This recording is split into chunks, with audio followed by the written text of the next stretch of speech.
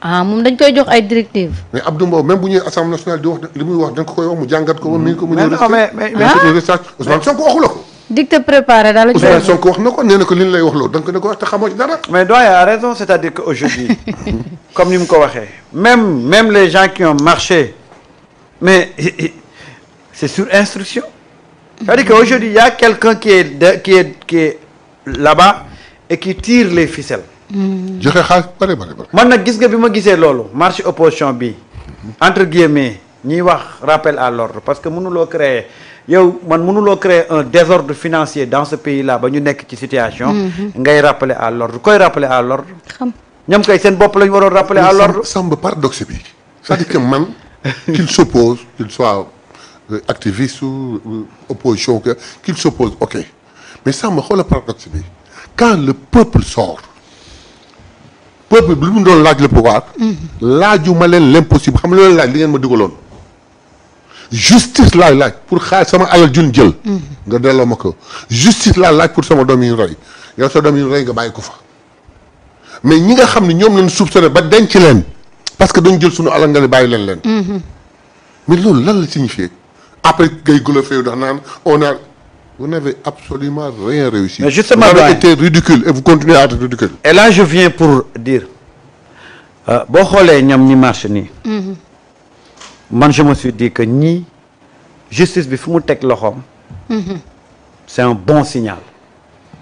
parce que l'imam xawma le gars de Marrakech c'est lui qui est derrière tout ça. c'est lui qui est derrière tout ça parce que xam na ne il va pas échapper boo xoolee keroog bi marche bi amee. le lendemain mu ngi génn. biir Maroc ne day doxantu. mais boo koy xool ci doxantu bi tu sens quelqu'un qui a une peur bleue. mu ngi jéem a exister gis nga fi mu nekk nii mu ngi tirer tous les ficelles pour sa survie. tey ñu ngi balancer des photos un peu partout pour dire que mu nga Nations Unies. ce qui est totalement faux. c'est faux gis nga rencontre bi mu demoon. rencontre bi moom la ñuy wax la nature des PPP mooy fañ ko tegoon. PPP 21e siècle. ñuy wax la sécurisation des minéraux critiques les chaînes de valeur locales et les technologies émergentes notamment l'intelligence artificielle. xam nga gis nga événement boobu ki ko organisé mooy le français Richard Attias et l'agence Teneo. ñaari agence yooyu n'ont rien à voir avec l'ONU. l'ONU n'est nullement concerné par événement boobu mais Macky Sall ci manipulation yam mu ngi jéem a faire comprendre aux gens qui n'ont rien compris et qui ne se renseignent pas que mu nga woon ca Nations Unies ci benn événement boo xam ne ñu ngi doon wax lii mais événement bi ça n'a rien à voir avec les Nations Unies. ça n'a rien à voir avec ce qui se passe aux Nations Unies. lii français boobu ñuy wax Richard Attias moo ko organisé. ak agence bi ñuy wax agence Teneo. ñuy waxtaan ci ay affaire intelligence artificielle ak naka seet gis nga ba mu paree.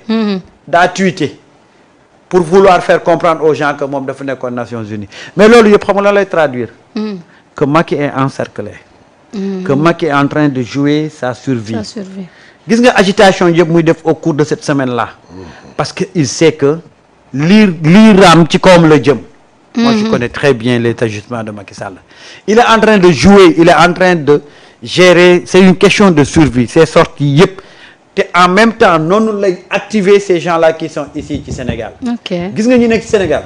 opposition taxu leen jóg droit de l'homme taxu leen jóg dara taxu leen jóg c'est quelqu'un qui est derrière qui tire les ficelles ñoom ñuy agité wu nii et c'est à l'État d'être très ferme avec ces gens-là. très ferme avec ces gens-là. gis nga il le faut de. ay revendications yi ñu doon wax la preuve mooy ba ñu demee ca place ba dañ koo wax.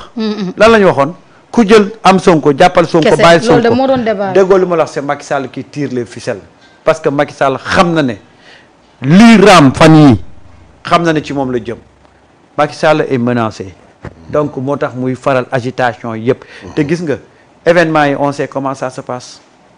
tu investis beaucoup d'argent pour participer. wala pour ñu inviter la ci c'est des lobbies donc tey il est en train de xoolal ñu ngi passante ay photo Macky Sall pour montrer aux gens qu'il était aux Nations Unies. Macky naa xoolal demul Nations Unies événement ba mu doon def événement ba mu doon def ça n'a rien à voir avec les Nations Unies. waaw gis nga.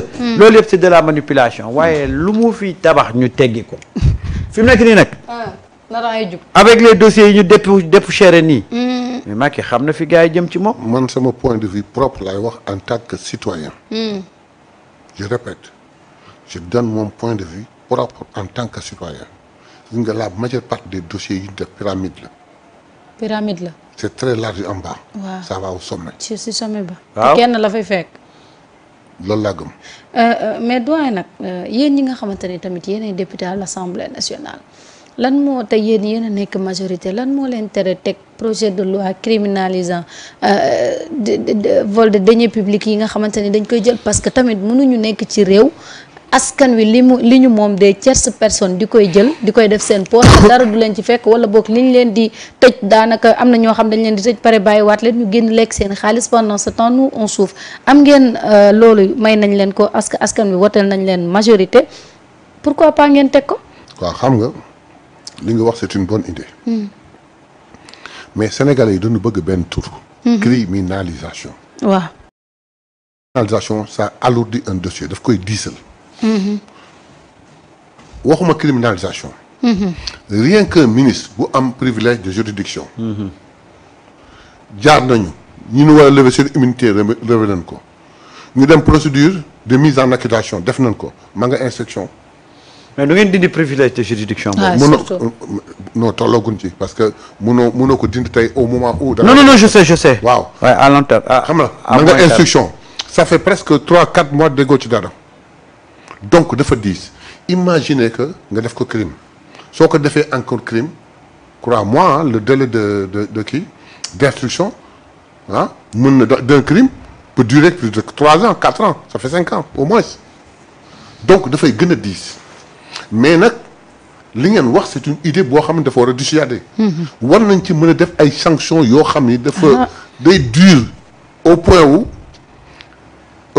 vraiment ku ko def. ñu teg ci yow loo xam ni. dana dissuader keneen. ñaareel ba sanctionner très fort. pour wan ni la rek je te comprends très bien je donne un exemple très simple et qui boo xam ne chaque fois dama koy wax.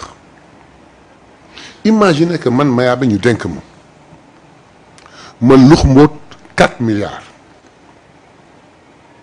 je mets Sentif de côté yooyu yëpp bàyyi naa ko de côté je donne un exemple rek ma jël 4 milliards dugal ko dans une banque. avec un intérêt pour 4 ans pour un intérêt de 5%. Combien ça me rapporte? Au bout de 4 ans, on se rend compte du délit. Les poursuites, la procédure et tout dure 2 ans. xaalis baa ngay dormir ba léegi de par exemple léegi nag ma ñëw au moment bu ma procureur woowee ma gàddu sama chèque gu 4 milliards indaaleel ko Samba.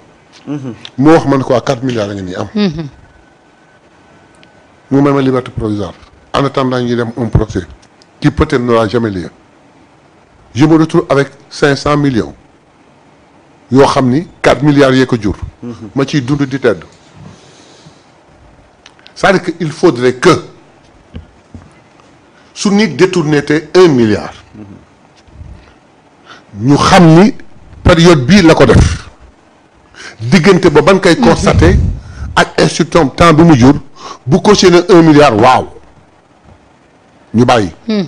buñ ko jugé ba condamné que il faudrait qu'il paye des intérêts de l'ordre xam nga de 7% de la date bu mu ko defee à la date bi mu ko rendre.